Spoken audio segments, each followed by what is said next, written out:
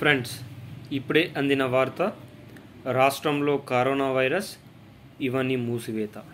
ఈరోజు ఈ వీడియోలో దీనికి సంబంధించిన పూర్తి సమగ్రమైన సమాచారం గురించి తెలుసుకుందాం. ఎవరైనా మొట్టమొదటిసారిగా మన ఛానల్ని చూస్తున్నట్లయితే చూసిన వెంటనే లైక్ చేయండి, షేర్ చేయండి, కామెంట్ చేయండి, అదేవిధంగా సబ్స్క్రైబ్ చేసుకొని బెల్ ఐకాన్ ఆన్లో పెట్టండి. ఇక ఆలస్యం చేయకుండా వీడియోలోని వివరాల్లోకి అయితే వెళ్ళిపోదాం. గత 2 సంవత్సరాల క్రితం ప్రారంభమైన కరోనా వైరస్ దేశంలో, ప్రపంచంలో చాలామందిని అతలాకుతలం చేసింది. కోట్ల మందికి పైగా కరోనా వైరస్ వల్ల మృత్యువాత చెందారు. దాదాపు 93% వరకు 2 డోసులు తీసుకున్నారు కరోనా వ్యాక్సిన్. కానీ బూస్టర్ డోస్ మాత్రం 25% మాత్రమే తీసుకున్నారని భారత్ ప్రకటించింది.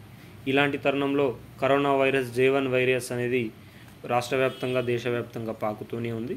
ఇప్పటికే మహారాష్ట్రలో 400 పైచిలుకు, అదేవిధంగా కేరళలో 250 పైచిలుకు, గుజరాత్లో 100కు పైచిలుకు, ఈ విధంగా రాష్ట్రంలో ముఖ్య రాష్ట్రాలలో, నార్త్ రాష్ట్రాల్లో ఎక్కువ కరోనా వైరస్ పాకిపోతూ ఉంది.